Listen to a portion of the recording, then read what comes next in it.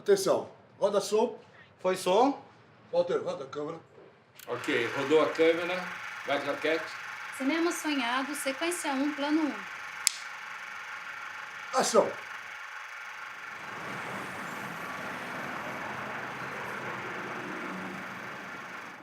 Boa parte do cinema que surgiu da ECA ficou nas proximidades. Da ECA, a Vila Madalena não é mais que um pulo.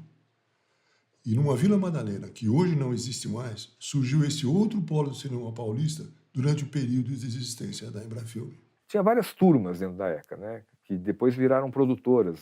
As pessoas saíram, né? Tinha a Gira Filmes, a Baca Filmes, a Tatu, que não era tão da ECA, mas tinha professores da ECA, né? É muito interessante que você é um dos primeiros a abrir uma produtora, né? Poxa, estão criando a Embrafilme. É verdade. Estão criando, não. A Embrafilme já existia, mas era um bando de burocrata. Acho que nem chamava Embrafilme, era INC, né? É isso mesmo. Era Instituto Nacional de Cinema. E a gente nem sabia quem dirigia. Não era gente de cinema. Sozinho eu não vou longe. Aí eu vou abrir a minha produtora. E aí eu começo a arrebanhar gente para montar uma produtora que fosse um grupo de trabalho, que tivesse mais gente trabalhando junto, consequentemente mais força para se estruturar profissionalmente. E juntamos e começamos um processo de conversa para instituir a Tatu Filmes. Minha avó faleceu e me deixou uma pequena herança. E aí chegou um momento que a gente falou, pô, por que a gente não junta mais pessoas que tenham equipamento também, que a gente faz uma produtora? Eu lembro que o Cláudio Cans me chamou para uma reunião para saber quais tinham sido os erros da Gira Filmes para a Tatu não repetir. O que elas tinham de parecido? 7 sócios, que é de uma administração difícil, né? No caso da Tatu, bem mais ricos do que nós na Gira. A Gira Filmes era uma produtora da Vila Madalena? Típica. A gente foi meio produtora e comunidade, porque a gente trabalhava junto e morava junto.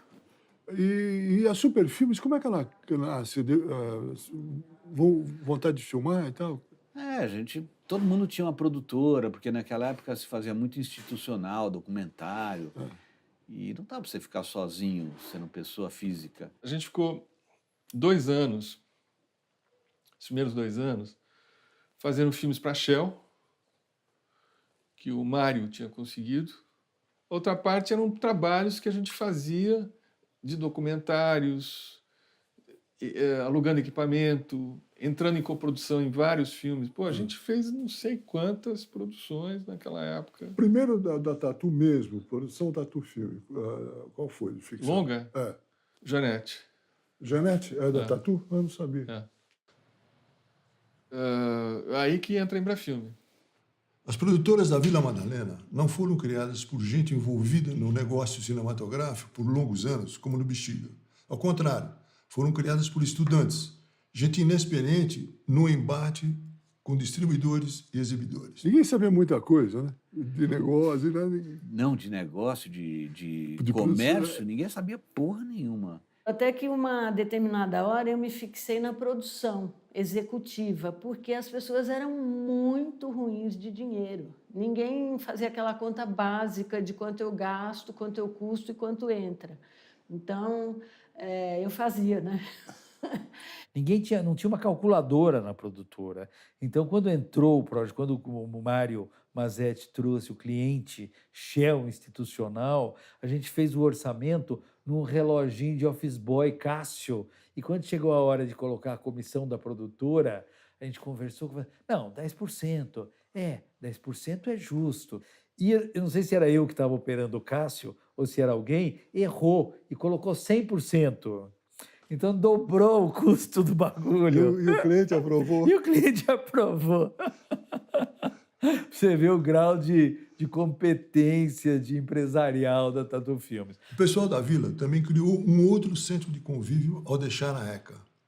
Se trata do bar Empanadas, um dos 2 únicos bares existentes na Vila Madalena na época, e que fez, às vezes, as cantinas do Bexiga para o cinema da Vila. Eu ia todo dia de manhã comprar leite e pão na padaria da esquina. Um dia eu estou saindo da padaria e vejo um homem lindo, maravilhoso, com todo respeito, abrindo, como a Sônia Braga naquele filme do Robert Redford. Eu falei, gente, o que é isso? O que será que vai ser isso? Que homem é esse? E aí a Tatu era em frente. Bom, quando eles abriram efetivamente, a primeira coisa que a gente fez foi ir lá ver o que era aquilo, né? Eu faço empanadas, eu faço alfajores. E tinha a Ana, que a gente achava que era a mulher dele, que também era linda, maravilhosa. E os dois argentinos e tal. A primeira produtora realmente que eu conheci foi a Tatu Filmes, Que era na sua frente. que era à minha frente. Super Filmes estava na cortada aqui, na cortada da Fradique. A Tatu Filmes, o ponto de encontro era nas empanadas. Tanto que a gente criou o prêmio, né, Martim Fierro de cinema, que depois, eu acho que teve 2 edições, tinha troféu, tinha tudo, eu ia lá, apresentava, entregava. Com o auxílio sempre penosamente conseguido da Embra Filmes, fizeram-se filmes e alguns muito bons e de sucesso. Como é que você começa a pensar na hora da estreia? Em primeiro lugar, deixa eu te fazer uma Eu sei. Eu tinha um professor lá nos Estados Unidos que ele dizia assim, quando vocês forem fazer uma adaptação, vocês olhem, nunca adaptem livro grande. Se você escolhe um livro pequeno, você tem espaço para você se colocar. Eu ia lá na biblioteca e ficava procurando, todas na literatura, assim, qual eram os livros mais fininhos que tinha. Sim. E um dos mais fininhos que eu peguei foi A Hora da Estrela. Você não conhecia Clarice Lispector? Não. Conhecia, sim. Conhecia. Sim. Conhecia, mas não era, sabe, não era apaixonada por ela, assim. Sei. Mas eu procurei. Quando eu vi que era da Clarice, eu levei para casa, li e falei, eu vou fazer esse filme aqui. E eu estava com um projeto de longa pronto e sem produtora para colocar na Embrafilme. E no último dia, o Chico falou, não, vamos colocar pela Tatu, tudo bem. A Tatu estava colocando, acho que um filme do Alain Fresnot, talvez um do Walter Rogério, eu não me lembro. Eu sei que eles toparam colocar meu filme também pela Tatu. O André tinha feito um pré-roteiro, digamos assim, e ele me mandou, falou, Cláudio, eu quero que você leia. Eu li e falei, André, que achado. Como que você conseguiu fazer isso? Eu fiquei fascinado com a história. Eu me lembro que eu falei com ele, ele falou, isso daí de 20 em 20 anos. Porque realmente era uma coisa muito original. É um roteiro original, né? Sim. Não está baseado em livro nenhum. Né? Não, ele baseou em estudos do Antônio Cândido. Exato. E nesse ínterim, final de 82, início de 83, eu resolvi fazer uma produtora junto com o Pedro Farcas, o Ricardo Dias, o Zé Roberto Elezer, e depois entrou a Zita Carvalhosa, que é a Super Filmes. E quando eu estava fazendo a Super Filmes, o Mavá da Carne saiu. Pela Tatu Filmes. Tinha lá uma ideia muito boa, muito engraçada, muito original e popular. Né? Porque o que a gente estava procurando é fazer um cinema popular de qualidade. Biscoito fino para massa. Entende? Era isso. Essa era a ideia da Tatu. Quem me ajudou a fazer o casting da Mavá da Carne foi o Mário Mazetti.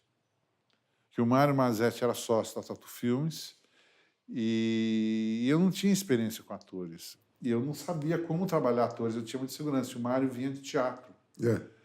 Então eu discuti muito com o Mário como fazer, como não fazer. Entrou dinheiro na produtora de renda do filme? Entrou. E o André acabou me falando, o filme custou $150 mil, atualizando, porque o dinheiro brasileiro naquela época mudava todo dia. Mas alguém fez esse cálculo. E era uma época de inflação. Sim, era uma época de maluquice, de grana. Mas entrou dinheiro de público, você acha que... A gente fez 1 milhão de espectadores. Pois é, porra. Sim, mas na época, o ingresso era 90 centavos de dólar. Era muito era 80 centavos, era, sei lá, R$2, R$1. Então, pagou a comercialização, deu alguma coisa, mas muito pouco. A Mavada Carne foi muito bem, né? De bilheteria, inclusive, de público, de tudo. Quais outros a Super fez? Além do Capitalismo Selvagem, fez o Cineasta da Selva, do Aurélio Miquiles, fez o Rio das Amazônias, do Ricardo Dias, Sim. fez... nós fizemos, acho que 10 longas, 11 longas. Eu procurei o Marcelo Paiva e tinha ficado amigo dele, inclusive antes dele ter o acidente. Aí ele lançou o livro e eu acabei lendo e falei, puta, vou fazer esse filme. Liguei para o Marcelo e o Marcelo falou, pô, Cláudio, você me ligou eu fechei há uma semana com o Roberto Gervitz. Na verdade, o livro nasceu de uma necessidade do Marcelo reconstruir a vida dele ludicamente, né? Ele foi provocado para escrever o livro. Caio Graco propôs para ele. Faz um livro, né? Faz um livro. Por que você não faz um livro? E aí ele começou a escrever. O Marcelo nunca tinha escrito. O Marcelo era músico. Entendeu? Daí ele começou a escrever, e daí as pessoas foram entusiasmando ele e tal. E ele foi lembrando de coisas, e as coisas iam se ligando meio, vamos dizer, não narrativamente, elas iam se ligando por uma necessidade, a memória do Marcelo ia puxando, era uma série de associações livres. Quando eu fui fazer o Feliz Ano Velho, já não era associação livre, era uma construção, e que eu levei 2 anos para fazer o roteiro. Você fez o roteiro sozinho? Sozinho. E eu tive que vencer a minha autocrítica, que era enorme, e jogava tudo fora que eu fazia, eu sofri muito. E a produção como é que foi? Não, então. Aí eu levei o filme, naquela época eu precisava de um produtor. E eu levei para o Enzo Baroni. Ele estava envolvido com a publicidade, ele não tinha tempo para produzir um filme. Aí um dia eu falei, Enzo, eu estou fazendo todo o trabalho sozinho, eu não vejo muito sentido do filme continuar aqui. Eu até queria fazer com a sua produtora, mas não vejo muito sentido de continuar fazendo o filme aqui. Eu vou levar para uma outra produtora. Passa-se um tempo, o Roberto me procura. Ele fala, Cláudio, eu tô com uma produtora que não está rolando. Você tinha interesse, seu produtor? Pô, claro que eu tenho interesse. Eu procurei o Marcelo, você tinha acabado de comprar os direitos. Mas você tem que se desvincular dessa produtora. Se você desvincular, eu topo. Olha, a Tatu tinha uma coisa muito bonita, porque, embora eu não fosse da Vila Madalena, eu conhecia todas aquelas pessoas, eu participava da CDI, que era uma distribuidora de cinema independente, através do Braços Cruzados e tal, eu fundei a CDI e tal. Então, o filme foi feito por uma equipe muito jovem, a gente conseguiu levantar recursos ótimos para o filme, a gente conseguiu, pelo apelo do título, né? A gente conseguiu levantar recursos ótimos para o filme. E o filme teve uma longa filmagem para aquela época. Os filmes eram muito mais longas as filmagens, mas aquele filme foram 3 meses de filmagem. Nossa. Vocês estão preparados para o resultado? Porque ele foi muito bem aceito, né? O filme foi muito bem aceito. A gente estava preparado. Olha, a gente nunca está preparado, né? Nem para o bom, nem para o ruim, né? Eu acho que a gente... Eu acho que eu estava... Você esperava? Se eu esperava? Olha... Eu era ambicioso, como todo garoto, né? Todo garoto é pretensioso. Eu tinha uma pretensão de fazer um filme bacana. Eu queria fazer um puta filme. Eu falei, porra, eu vou fazer. Mas a gente tinha grana, consegui levantar um dinheiro suficiente para pagar o filme. Pô, majoritariamente da Embra? Não, minoritariamente da Embra. Não, foi importante, mas não foi fundamental. E foi bem esse filme, né? Foi bem. Fizemos também por volta de 1 milhão de espectadores. As contribuições da ECA, à medida que o tempo passava, foram se tornando cada vez mais evidentes, também em outros campos, como a Cinemateca Brasileira, por exemplo. Sempre eles pensando na Cinemateca, que era a obsessão dessa turma, sempre foi a Cinemateca. Como conservar a Cinemateca, como carrear recursos para a Cinemateca, como modernizar. Porque realmente devia ser um panorama apavorante, né? Aqueles filmes tudo pegando fogo. Claro. Os nitratos pegavam fogo no Ibirapuera. É verdade. E não tinha a menor sensibilidade assim, política, estatal. Ninguém nem sequer compreendia. Ninguém nem compreendia que isso era função de Estado. Né? assim como a Biblioteca Nacional é centenária, a Cinemateca deveria ser também. Mas não existia esse negócio. Então, esses precursores, Paulo Emílio, Almeida Salles, Rudá, tem um tal de Caio Scheibe, que eu não conheci. Falado também. Falado. Mas foram pessoas assim de grande valor, né? Essa geração deixou para nós essa ideia de que é importante ter uma relação com a Cinemateca e, de um modo ou de outro, estar participando das atividades, né? Seja alguns que foram trabalhar, a quantidade de ex-alunos da ECA que foi para lá trabalhar, incluída a Olga, que hoje é diretora, incluído outros, muitos outros, né? É enorme. Eu nunca trabalhei lá. Eu sempre fiquei nos conselhos, né?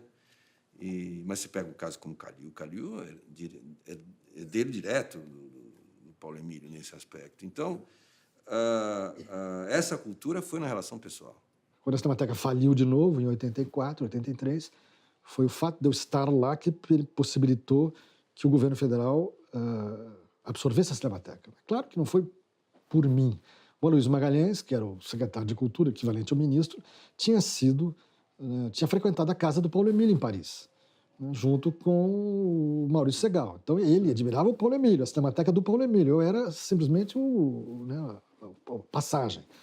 Então o Aloysio Magalhães, quando decide incorporar o Museu Segal, primeiro a Cinemateca ao governo federal, na Fundação Nacional Pro Memória, claro que eu ajudei, né, enfim, facilitei e tal, porém, até na parte mais técnica e tal, mas a decisão foi dele em homenagem ao Paulo Emílio, era a Cinemateca do Paulo Emílio que estava sendo recebida. Como que o Paulo Emílio faz a ponte para mim com a Cinemateca? Eu tinha um projeto, assim, achei bonito, um filme sobre o barro humano, um filme desaparecido do Adhemar Gonzaga. Você tinha esse plano? Depois de, né, já na disciplina de História do Cinema brasileiro. E aí ele falou, muito bem, então você vá à Cinemateca, tarará. E eu fui no galpãozinho ali no Ibirapuera, onde estava tudo entochado lá dentro, né? Em precária situação, predial, chovia dentro, aquela coisa. Os livros, depois, em 72, 73, ele doa para o Museu Lazar Segal, porque os livros estavam virando tijolo, de tanta umidade, chovia dentro, né? E fui recebida pela Lucila Ribeiro Bernardet. E tinha um canto numa mesa, estava cheia de coisa, de livro, jornal, né? E ela diz, mas você está toda de preto, vai sujar tudo com a poeira que tem aqui. Você espera um pouquinho. Daqui a pouco ela volta com uma flanela e me limpa uma parte da mesa. Agora você pode sentar. Eu nunca mais saí da Cinemateca. O fim dos anos 70 traz uma novidade, para muitos inesperada, e por isso mesmo ainda mais trágica: a morte de Paulo Emílio, em setembro de 1977. É possível que a morte de Paulo Emílio tenha sido mais um sinal de que as coisas estavam mudando. Apesar de alguns sucessos aqui e ali, a situação do cinema paulista não era boa. Obviamente, um ciclo estava a ponto de se esgotar. O Onda Nova fundou porque quando o Onda Nova ficou pronto, foi para a censura, a primeira comissão viu e deu 18 anos sem cortes, que era o que a gente queria. A segunda deu 16 anos com cortes. Aí a Solange Hernandes foi ver o filme, interditou o filme. Censura? A censura. Você lembra a famosa Solange Hernandes? Simplesmente interditou? Interditou, disse que o filme era amoral, interditou. Era mesmo. E era mesmo, então. Aí a gente chegou, e aí começaram a aparecer os filmes de sexo explícito. E a gente chegou para o produtor e falou assim, mas entra com mandato de segurança. Ele falou, sabe quanto custa? Ele falou, se vocês insertarem algumas cenas, botarem alguns inserts de sexo explícito no meio, eu entro. Eu disse, não. Porque era uma fortuna, custava uma grana. Falou isso? Ele falou, não, isso a gente não vai fazer com os atores e tal, não sei o que, botar uns takes, uns closes, né? Isso a gente não vai fazer. Então o filme ficou parado 6 ou 8 meses. Aí quando ele finalmente foi, ele entrou no Cine Marrocos, aí o mercado tinha radicalizado. Ou você tinha filme de sexo explícito, ou você tinha filme sem sexo nenhum. Agora, como é que você explica que uma produtora que faz um filme que é um sucesso absoluto, como é o caso do Marvado, o Filhos do Ano Velho, que de uma maneira ou outra está envolvida na figura do seu principal dirigente no filme, como Vera, como é que essa produtora tem que trabalhar com esse tipo de dificuldade depois de ter realizado esses filmes? Bom, aí acaba a Embrafilme em 90, né? A gente estava em 88, eu estava com o Judeu Parado, em Lisboa. A gente teve discussões terríveis a respeito do filme. Não sei te explicar. Eu lembro que o Guel Arraes, quando ele voltou da França, ele foi lá visitar a gente, porque ele queria saber como era fazer cinema no Brasil. Depois que a gente contou, ele foi para a Globo. O Capitalismo Selvagem, como é que foi, enfim, a concepção dele e o que aconteceu com ele? Então eu ia começar a filmar, estava pronto para começar a filmar, quando o Collor acabou com a Embrafilme, em 90. Então eu estava com um projeto que já estava sendo engendrado fazia uns 2 anos, que eu tinha finalmente conseguido achar coprodução internacional, inclusive, e de repente fiquei sem a maior parte do dinheiro, que era o dinheiro da Embrafilme. Então, em 90, eu fiquei parado, travado, sem poder sair do projeto, nem consegui fazer. Eu acho que a gente foi muito infantil. A gente, eu digo, o meio cinematográfico. Foi muito infantil e não é só isso. Eu acho que a ideologia da época, que reinou na época, que era uma ideologia neoliberal, que estava espalhada pelo mundo, todo mundo começou a fazer discurso de empresário, começaram a falar, não, a Embrafilme tem que acabar, eu acho que agora a gente tem que deixar de depender do Estado, e começou um papo furado desse tipo, que foi uma coisa terrível. Os cineastas tinham um comportamento esquizofrênico em relação à Embrafilme. Todos dependiam dela, porque ela era a única agente financiador, todos então batiam a porta dela, mas, tirando raríssimas exceções que eu contaria nos dedos de uma mão, todos esculhambavam a Embrafilme. Quer dizer, com o cheque obtido, chegava embaixo e a primeira declaração que dava para a imprensa era esculhambando a Embrafilme. O problema é que a década de 80 foi uma década de grande deterioração econômica. Culminou com uma inflação de 80% ao mês, um serviço degradado, uma economia destrambelhada e os custos subindo de uma maneira incontrolável, né? E a receita não acompanhando. Então isso criou um ambiente absolutamente desfavorável. Os cineastas pressionando para que a Embrafilme produzisse, enfim, contratasse. Quando desabou o plano cruzado, a Embrafilme desabou junto, e a agonia dela, então, durou de 87 a 90. A Embrafilme estava inviabilizada. O Collor não fez apenas uma maldade ao acabar com a Embrafilme, ele simplesmente assinou o atestado de óbito. Você continuou, a partir do fechamento da nau, você continuou no cinema? Não, eu estava com 3 filhas já. A atividade de cinema é inconstante, né? É inconstante. Eu não tinha família abonada, nada disso que possibilitasse eu brincar com isso, né? Então eu rezava dia e noite, falava, Senhor, tudo que eu pedia que eu não queria, agora eu quero. Eu não queria usar gravata, agora eu quero. Eu não queria bater ponto, agora eu quero. E, dito e feito, caiu do céu um emprego na Eletropaulo. Uma das primeiras providências do governo Collor, que tomou posse em março de 1990, foi extinguir a Embrafilme. E o cinema acabou.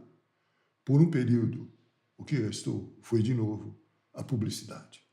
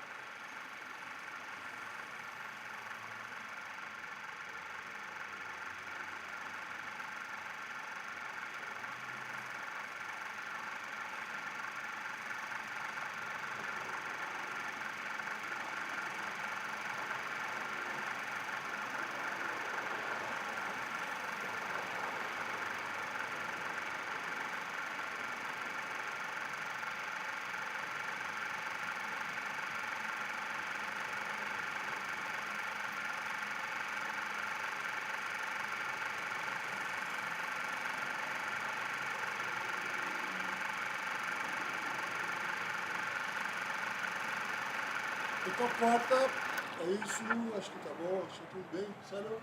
O som tá ok, temos. Ok, então tá bom. A câmera aqui também tá bom, mas ficamos aqui no limite, hein? Nossa, Mas deu deu, né? aqui, né? Não, tudo bem. Ok, Até o final, equipe. ok. Vamos lá, vamos recolhendo a câmera aqui, vamos tirar essas outras coisas. Bora, gente, então tá bom. Mais um feito.